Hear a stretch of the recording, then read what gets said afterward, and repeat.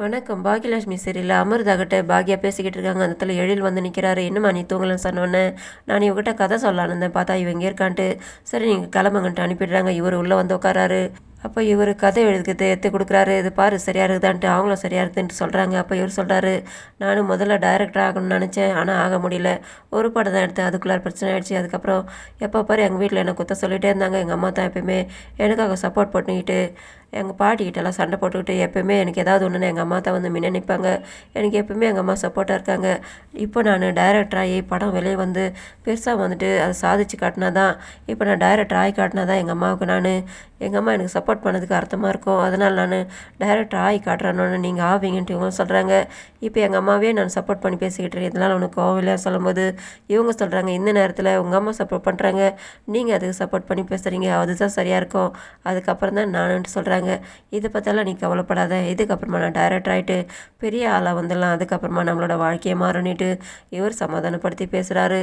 பொழுது விடிஞ்சு பாட்டி வந்து ஹாலில் உட்காராங்க. கோபி அங்கே இருக்காரு. என்னடா நீ இங்கேயா தூங்கிட்டு இருந்தேன்னு கேட்டவுடனே, இல்லைம்மா இங்கே ஆளாக இருக்குது இல்லையா, அதனால் காத்தோட்டமாக இருக்குன்ட்டு இங்கே வந்து தூங்கணும் சொல்லும் போது, அப்போ அவங்கெல்லாம் உள்ளே தூங்குவாங்க, நீ மட்டும் இங்கே தூங்குறியா, நான் போய்ட்டு அவங்கள ஒரு வழி பண்ணுறேன்னு இவங்க கிளம்புறாங்க.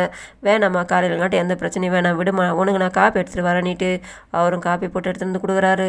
இதை இங்கே இவங்க பேசிக்கிட்டு இருக்க விஷயம் எல்லாத்தையுமே உள்ளே வந்துட்டு ராதி அவங்க அம்மாவும் கேட்டுக்கிட்டே இருக்காங்க. இவர் காப்பி எடுத்துகிட்டு வந்து கொடுத்ததும் அவங்க அம்மா குடிச்சு பார்த்தது கசப்பாக இருக்குது அவங்களுக்கு. என்னம்மா காப்பி நல்லா இருக்குதான்னு கேட்டோன்னா, ரொம்ப நல்லா இருக்குதுப்பான்ட்டு. ஆமாம் நீ வாக்கிங் போகலன்னு இதுக்கு மேலே ரெடி ஆகிட்டு போகணும், நீ வரையாமான்னு கேட்கும்போது, இல்லை நான் அப்பா போய் பார்த்துட்டு வரேன், நீ போயிட்டு வான்ட்டு சொல்கிறாங்க. இவங்களும் வாக்கிங் பண்ணுறதுக்காக வெளியில் வராங்க. பார்க்குக்கிட்ட பாக்யாவும் அவங்க மாமனாரும் வந்துட்டுருக்காங்க. இவங்களும் வராங்க பேசுறதுக்கு. நீங்கள் ரெண்டு பேர் பேசிகிட்டு இருக்குமாமான்ட்டு அவங்க ஃபோன் பண்ணுறன்ட்டு தூரம் வந்துடுறாங்க. அப்போது அங்கே நல்லா இருக்கியா, அவன் பையன் நல்லா வச்சுருக்கானான்னு கேட்டவொடனே, நானும் கோபிக்காக தான் போனேன், ஆனால் அங்கே ராதிகாவோட அம்மா இருக்கால ரொம்ப டார்ச்சர் பண்ணுறா, எதுக்காத்தாலும் சண்டை போடுறான்னுட்டு, இதெல்லாம் தெரிஞ்சது தானே, நீ எதுக்காக போகணும், நான் சொல்லிக்கூட நீ கேட்கலான்ட்டு என்ன பண்ணுறது, நான் பையனுக்காக தான் போனேன். அங்கே எனக்கு அவல் உப்புமாவை தாங்க போட்டாங்க சொல்லும்போது தாத்தா சொல்கிறாரு, அந்த இடத்துல ஓட்ஸும் ரொட்டியும் தானே கொடுப்பாங்க, அவல்லாம் கூட பண்ணுறாங்களான்ட்டு. எனக்கு அந்த இடத்துல சாப்பிட்றது பிடிக்கல, எனக்கு நாக்கே செத்து போச்சுன்ட்டு சரி வீட்டுக்கு வந்துடுறேன் சொல்லும்போது, இல்லைங்க அந்த வீட்டில் வந்துட்டு அவங்க அம்மா வீட்டை விட்டு விரட்டாத வரலாம், அந்த வீட்டுக்கு வரமாட்டேன்ட்டு. அதுக்கப்புறமா பாக்கியா வராங்க அந்த இடத்துல.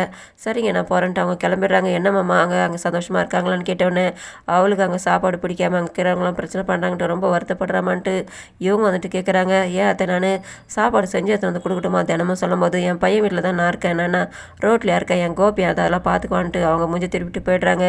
எதுக்காக மணி அதெல்லாம் சொல்லிக்கிட்டு இருக்கா, என்ன சொன்னாலும் கேட்க மாட்டா, அவள் பட்டுட்டு வரட்டு விடுமான்ட்டு இவர் சொல்கிறாரு. பாக்கியா ஹோட்டலுக்கு வந்திருக்காங்க. எல்லோரும் வந்து சாப்பிட்டுக்கிட்டு இருக்காங்க. செல்வி கிட்ட சொல்கிறாங்க, ரொம்ப பேர் வராங்க, சாப்பாடெல்லாம் சரியாக இருக்குதா பாருன்னிட்டு அந்த இடத்துல பக்கத்து கடையில் பார் வைக்கிறவர் அவர் வராரு, வந்து உட்காராரு. அப்போ அவருக்கு அவங்க ஜூஸ் எடுத்து வந்து கொடுக்குறாங்க. அப்போ இவர் பத்திரிக்கை கொடுக்குறாரு.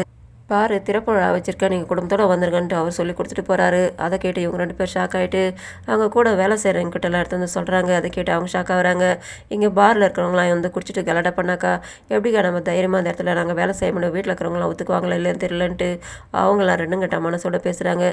இதை கேட்டதை பாக்யா என்ன பண்ண தெரியாமல் முழிக்கிறாங்க. இதோட முடியுது. நன்றி, வணக்கம்.